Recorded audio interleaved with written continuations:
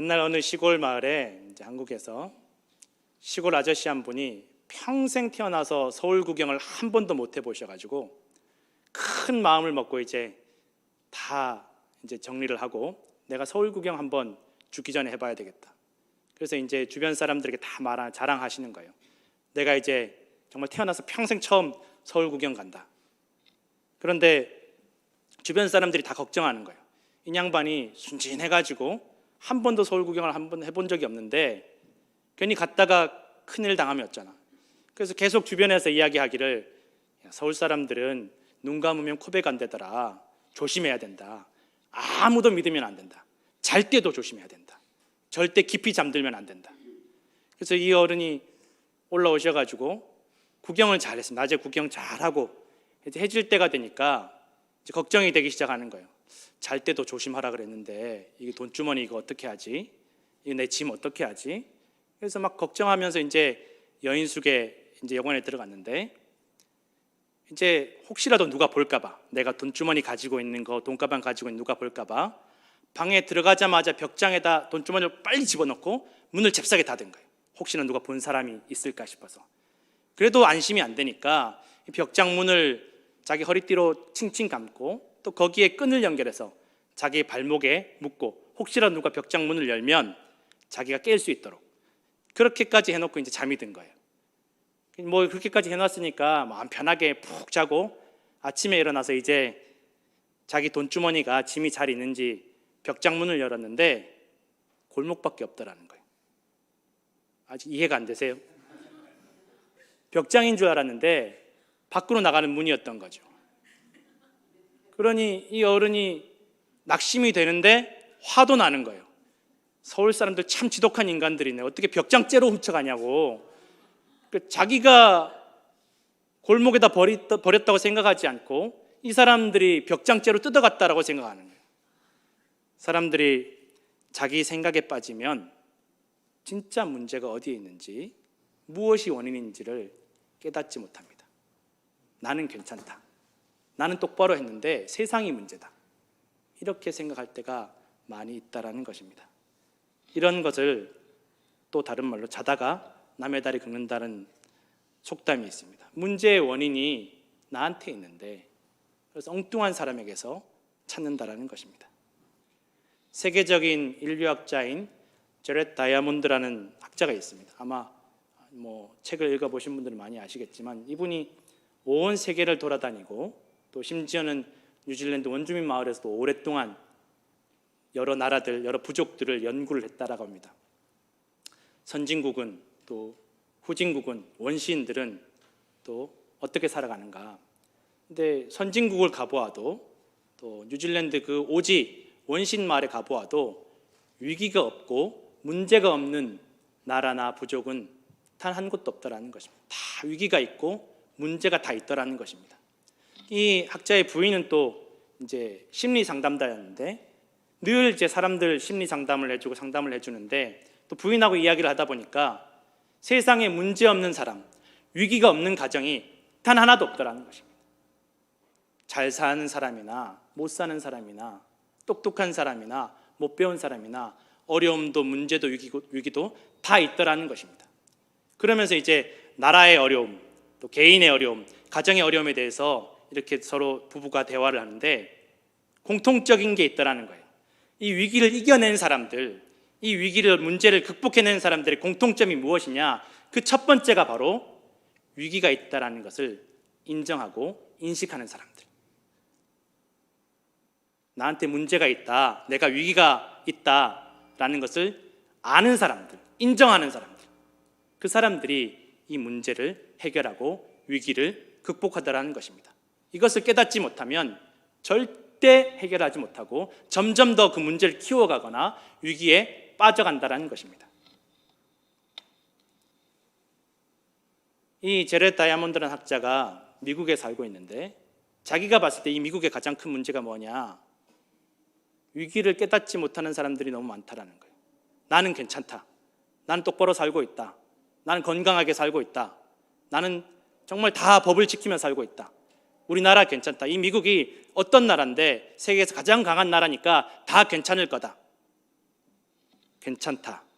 나는 괜찮다. 이 위기를 깨닫지 못하는 것이 이 학자가 본 미국의 가장 큰 문제라는 것입니다. 그러다가는 결국은 아무리 세계 최고의 나라라고 할지라도 정말 큰 위기를 만날 수 있다라고 이 학자가 경고하는 것입니다. 오늘 이 본문의 사건이 벌어졌을 때 예수님도 사실은 굉장히 큰 위기 가운데 계셨습니다. 7장 1절에 보면 예루살렘을 중심으로 한 유대 지역의 유대인들이 예수님을 죽이고 싶어 했습니다. 7장 19절에는 심지어 예수님께서도 그것을 아시고 도대체 너희가 왜 나를 자꾸 죽이려고 하느냐라고 물어보실 정도로, 직접 물어보실 정도로 알고 계셨습니다. 증오하고 미워하고 싫어하는 것을 넘어서서 죽이고 싶어 했다는 것입니다. 요한복음에 보면 왜 이 유대인들이, 그래도 서기관과 바리새인들이 율법을 잘 지키고 하나님을 잘 믿는다라고 자랑하고 자부심을 가진 이 유대인들이 예수님을 죽이고 싶어 했는가를 보니까 이 뿌리가 요한복음에서는 베데스다 연못가에서 38년 된 병자를 고친 사건에서 찾고 있다는 것입니다. 예수님께서 이 38년 된 병자를 고쳤을 때가 그 고친 것이 문제가 아니라 이 고친 날이 안식일이었다는 것입니다. 율법에서 아무것도 하면 안 된다라고 정한 그날에 예수님께서, 이 유대인들은, 서기관들은, 바리새인들은 정말 율법을 열심히 최선을 다해서 지키는데 예수님은 그 율법을 지키지 않고 아무것도 하면 안 되는데 병자를 고쳤기 때문에 예수님이 율법을 어긴 사람이다. 그리고 우리가 지키고 있는 이 모든 전통을 무시하는 사람이다. 그러면서 예수님을 미워하기 시작했고 기어이 죽이고 싶어하는 마음까지 이르렀다는 것입니다. 사람들 마음에 한번 서운한 마음이 들고 싫은 마음이 들고 또 그런 부정적인 마음이 들면 이것이 잘 해결이 되지 않습니다. 이게 시간이 지나면 좀 흐릿해지고 없어지면 참 좋은데 싫어하는 마음, 미워하는 마음, 그런 마음들은 점점 자라갑니다. 애쓰지 않아도 점점 자라갑니다. 그리고 열매를 맺게 됩니다. 유대인들도 마찬가지였습니다. 다 싫은 겁니다. 한번 탁 싫은 마음이 드니까, 한번 탁 그 예수님에 대해서 부정적인 감정이 드니까 무엇을 해도, 예수님께서 무슨 말씀을 해도, 무슨 기적을 일으켜도 다 싫은 것입니다. 기어이 죽이려는 마음까지 생겼다라는 것입니다. 예수님이 율법을 지키지 않는다라고 박해하기 시작했고, 또 예수님께서 왜 그렇게 하시냐고, 왜 안식일에 그렇게 아무것도 하면 안 되는데 병자를 고치냐고 따지니까 예수님께서 내 아버지께서 지금도 일하시니 나도 지금 일한다 라고 예수님께 친히 하나님의 아들이심을 밝혔음에도 불구하고 이 예수님의 말을 들으려고 하지 않습니다. 자기가 뭔데 하나님 아버지를 친아버지라고 하냐, 자기가 하나님과 똑같은 사람이냐, 점점 싫은 거예요. 무슨 말씀하시더라도 싫은 거예요. 근데 예수님께서 요한복음 5장에 보면 이 서기관과 바리새인들이, 예수님을 미워하고 죽이려고 하는 사람들이 왜 예수님을 믿지 못하는지에 대해서 말씀하시기를, 이 율법을 통해서 하나님의 영광을 구하는 것이 아니라 율법을 이용해서 자기들의 인간적인 명예와 영광을 구하기 때문이라고 지적하십니다. 너희가 나를 믿지 못하는 것은 너희 영광을 구하, 하나님의 영광을 구하는 것이 아니라 너희 개인의 영광과 이익을 구하기 때문이라고 말씀하십니다. 여러분, 예수님께서 이 유대인들에게 이렇게 지적하시는 것은 정죄하시는 것이 아니라 그들이 깨닫고 돌아오기를 원하셨다라는 것입니다. 아니, 예수님께서 그들을 정죄하시고 심판하시기를 원하셨다면 그렇게 말할 필요도 없었다라는 것입니다. 스스로 깨닫고 그 죄의 길에서 나오라는 기회의 말씀이었음에도 불구하고 그들은 자신들의 죄와 교만에 빠져서 한 번 미운 마음, 거슬리는 마음이 들기 시작하니 그것이 점점 자라서 열매를 맺게 되는 것입니다. 1999년에 데이빗이라는 한 남성이 있었는데 몸이 너무 이렇게 뚱뚱해서 이제 너무 괴로운 거예요. 이제 어느 정도 살이 찌니까 운동해서 살을 빼야 되는데 운동하면 관절이 다 나갈 것 같고 이제는 뭐 집을 드나드는 것도 어렵고 일어나는 것도 어려우니까 어떻게 해야 되나, 병원에 가자니 돈이 너무 많이 들 것 같고 몸이 크니까 아예 병원으로 갈 생각조차 하지 못하는 것입니다. 그래서 생각하기를, 친구를 불러서 야, 내가 TV를 보니까 이게 지방흡입술이라는 게 있더라. 그냥 내가 오랫동안 고생하지 않아도 뭐 이렇게 몸에서 지방을 뽑아내면 몸이 가벼워지더라. 우리 집에서 한번 해보자. 그래서 친구랑 그 집 창고에 가서 진공 청소기로 지방 흡입술을 시도를 했다라는 것입니다. 그런데 하다 보니까 너무 아픈 거예요. 이게 너무 아파서 진통제를 먹었는데도 너무 아프니까 아예 그냥 막 진통제를 막 털어넣기 시작했는데 결국은 이 사람이 죽었어요. 왜 죽었습니까? 약물 과다로 죽었습니다. 진공 청소기 문제입니까? 약물의 문제입니까? 아니요. 이 사람의 문제입니다. 진공 청소기를 잘못 사용했고 약물을 너무 과하게 먹었다라는 것입니다. 모든 것이 이 사람의 선택이었습니다. 하나님께서 모세를 통해서 이스라엘 백성들에게 율법을 주셨습니다. 400년 노예살이와 바벨론 70년의 포로 생활 등 수많은 어려움 가운데, 고난 가운데, 역사의 혼돈 속에서 이스라엘 백성들은 이 율법을 붙잡고 자신들을 지켰습니다. 나는 하나님 백성이다. 하나님께서 나를 도와주신다. 말씀을 잊지 않았고 예배를 잊지 않았고 기도를 잊지 않았습니다. 흔들리지 않았고 흩어지지 않았습니다. 이것이 율법을 주신 목적이었습니다. 그렇게 주신 율법을 통해서 하나님께서 그들로 하여금 하나님의 백성임을 잊지 않게 하셨습니다. 그 믿음을 통해서 그들은 하나님께서 그들을 위해서 예비하신 놀라운 축복과 은혜와 기적을 누리고 경험한 것입니다. 이스라엘 백성이 율법을 지킨 것이 아니라 율법이 이스라엘 백성들을 지켰다라는 것입니다. 율법을 주신 것은 믿음도 없고 나그네였고 이민자였고 노예였던 이스라엘 백성들을 거룩한 백성으로 삼으시고 믿음을 지키게 하시기 위해서였는데 자신의 유익을 위해서 율법을 잘못 이용하고 율법을 무기로 삼아서 자신과 이웃을 다 죄인으로 만드는 과한 욕심을 부렸다라는 것입니다.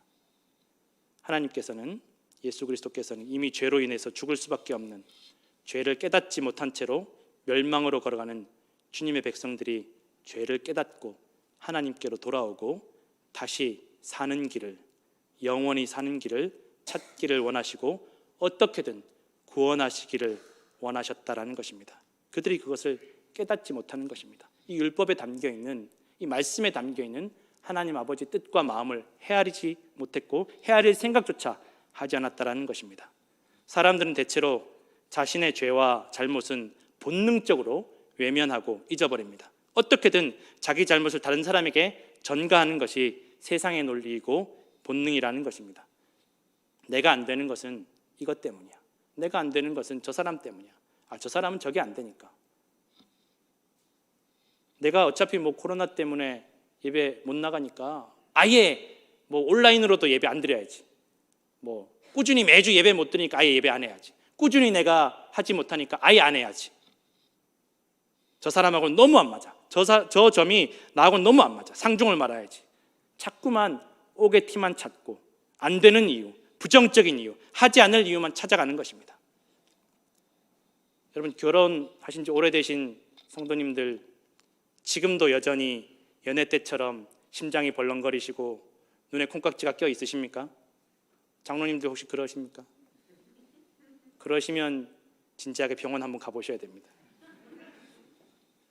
그렇지 않습니다. 사람이 결혼한 지 오래되었다고 해서 처음부터 끝까지 다 막 이렇게 그런 연애 때의 감정을 가지고 가지 않습니다. 그러나 그럼에도 불구하고 사랑할 이유를 찾고 살아갈 이유를 찾고 돌보아줄 이유를 찾고 서로 도울 이유를 찾아가는 것입니다. 우리는 이미 죄 때문에 죽을 수밖에 없는데 예수님께서 우리를 살리실 이유를 찾고 용서할 이유를 찾고 찾아도 없어서 예수님께서 십자가에 달리심으로 스스로 그 이유가 되셨다라는 것입니다. 이것이 예수 그리스도 복음의 논리입니다. 7장에서 유대인들, 서기관과 바리새인들이 하나님의 말씀을 전하시는 예수님을 잡아서 죽이려는 시도가 끊임없이 있었습니다. 그러나 예수님께서 흔들리지 않고 성전에서 잡힐기가 10중 8구 잡힐 수밖에 없는데 잡히면 죽을 텐데 말씀을 가르치십니다. 흔들리지 않고 끊임없이 서기관과 바리새인들이 따지고 공격하는 것을 다 받아주십니다. 그리고 밤이 되어서 이제 쉬어야 할 때, 몸과 마음이 다 지쳤을 때 숙소로 가지 않으시고 감람산으로 늘 하시던 것처럼 기도하러 가셨다라는 것입니다. 예수님께서 그 지친 몸과 마음을 쉴 수 있는 곳을 기도하는 곳으로 삼으셨다라는 것입니다. 기도만이 우리를 회복시킵니다. 기도만이 우리에게 힘을 주십니다. 기도만이 우리를 지켜주십니다. 그리고 다시 기도하시며 밤을 새시고 힘을 내셔서 성전에 오셔서 다시 말씀을 가르치십니다. 그 율법에 담겨있는 하나님 아버지의 마음과 뜻을, 그 사랑과 은혜를 전하십니다. 오늘 우리가 읽었던 이 8장의 가늠한 여인에 대한 사건도 사실은 이 여인에 대한 문제가 아니라 유대인들이 예수님을 죽이려고 거대한 음모와 계획을 짠 의도적으로 만들어진 상황이라는 것입니다. 서기관과 바리새인들이 예수님을 고발하기 위해서, 시험하기 위해서 가늠하다 현장에 잡힌 여인을 끌고 왔습니다. 그러면서 예수님에게 물어봅니다. 이 여인이 죄를 짓다가 율법을 어기다가 가늠하다가 현장에서 잡혔는데 율법을 준 모세는 이런 여인은 바로 죽이라고 하였는데 선생님은 어떻게 말씀하시겠습니까? 라고 교묘하게 덫을 놓게 됩니다. 예수님이 어떻게 대답하시든지 다 걸려들 수밖에 없습니다. 율법대로 그 여인을 죽이라고 하면 그동안 예수님께서 죄인과 약한 자들, 여인들을 불쌍히 여기시고 죄를 사하시고 돌보시던 그 모든 말씀과 사역들이 다 뒤집어지게 되는 것입니다.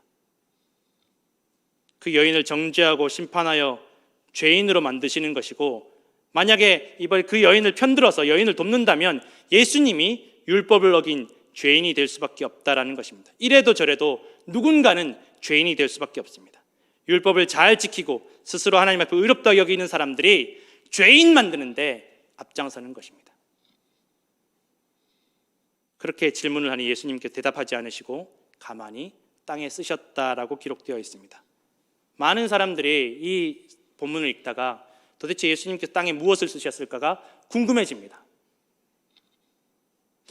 이 모여있는 사람들의 죄를 하나하나 쓰신 게 아닐까? 아니면 그냥 낙서하셨나? 무엇을 쓰셨을까? 정말 중요한 것은 예수님께서 땅에 무엇을 쓰셨냐가 아니라는 것입니다. 오늘날 많은 학자들은 예수님께서 예수님을 공격하고 이 여인을 죽이기 위해서 달려온 이 사람들에게 기회의 시간을 주고 있다는 것입니다. 깨달을 시간, 생각할 시간, 감정을 가라앉힐 시간을 주셨다는 것입니다. 그럼에도 이 예수님을 미워하는 유대인들은 깨닫지 못하고 빨리 대답하시라고 재촉을 합니다. 그러자 예수님께서 말씀하시기를 너희 중에 죄 없는 자가 먼저 돌로 쳐라. 여러분, 예수님의 말씀은 살리는 말씀입니다. 구원하는 말씀입니다. 깨닫게 하시는 말씀입니다. 그렇게 말씀하시고 다시 땅을 보시면서 쓰시면서 관심을 거두십니다. 스스로 깨달을 수 있도록 기회와 시간을 주신다라는 것입니다. 그러자 모든 사람들이 그 말씀을 듣고 깨닫고 양심의 가책을 느껴서 다 물러가고 예수님과 잡혀온 여인만 남았다라는 것입니다. 그래서 예수님께서 말씀하십니다. 여인에게 물어보십니다. 너를 고발하던 자들이 다 어디 있느냐? 너를 정죄한 자가 없느냐 하니 여자가 없나이다 라고 대답합니다. 죄 없는 자가 없었다라는 것입니다. 예수님께서 여인에게 나도 너를 정죄하지 아니하노니 가서 다시는 죄를 범하지 말라라고 말씀하십니다. 예수님께서 정죄하지 않으신 것은 예수님에게 죄가 있어서가 아니라 하나님 아버지의 마음을, 하나님 아버지의 뜻을 알기 때문입니다. 그 뜻이 무엇입니까? 죄를 없애는 것, 죄인을 구원하시는 것이 하나님 아버지의 뜻이요 마음인 줄로 믿으시기를 부탁드립니다. 율법 안에 나타난 하나님 아버지의 뜻이 여기에 있다라는 것입니다. 너 잘못했으니까 당장 죽어라, 당장 천벌받아서 멸망해라가 아니라는 것입니다. 가서 다시는 죄를 범하지 마라. 멸망할 수밖에 없지만 살아라, 살아남아라, 구원받아라. 하나님께서, 예수님께서 오늘도 우리를 살리시기를 원하시고 구원하시기를 원하시고 회복시키시기를 원하십니다. 여러분, 주님의 은혜와 사랑을 깨닫고 살아갈 이유, 사랑할 이유, 용서할 이유, 예배할 이유, 섬길 이유, 기도할 이유를 찾으시는 성도들 되시기를 축원합니다. 기도하겠습니다.